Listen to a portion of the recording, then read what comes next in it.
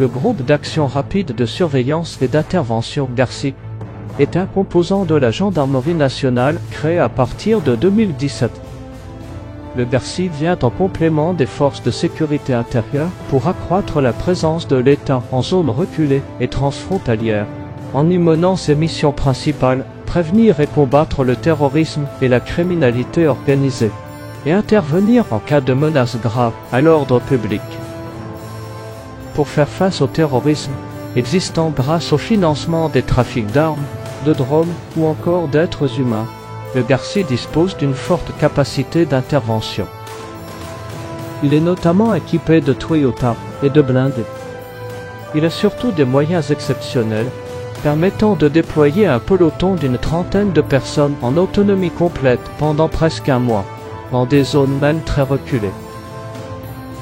De même, des moyens de transmission très sophistiqués ont été mis à disposition, tout comme des caméras thermiques, afin d'observer les trafics de nuit et surveiller les frontières, ou encore des drones avec caméras de vision nocturne.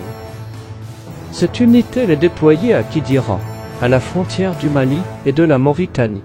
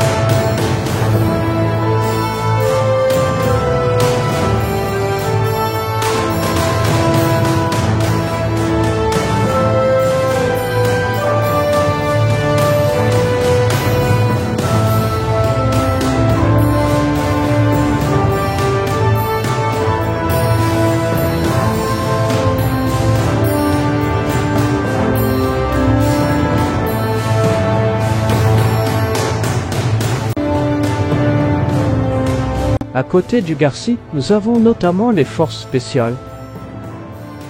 Une unité militaire en mesure de mener, de façon autonome, des opérations d'une durée pouvant tenir plusieurs temps ou jours, dans un contexte hautement hostile.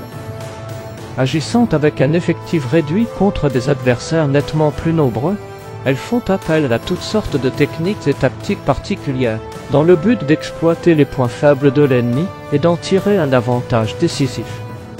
Les interventions militaires qui peuvent être menées par les forces spéciales permettent de distinguer plusieurs types de missions spécifiques, comme recherche et transmission de renseignements, libération d'otages, de prisonniers, évacuation de ressortissants nationaux, neutralisation d'objectifs vitaux pour l'adversaire, préparation de sites et accueil d'unités conventionnelles dans le cadre d'interventions extérieures, protection de personnalités ou de sites sensibles à l'étranger.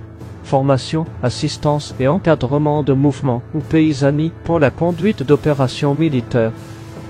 D'actions de guérilla ou de contre-guérilla. Ces missions peuvent être réalisées en liaison avec une force nationale ou alliée, ou bien encore de façon autonome sur les arrières de l'adversaire.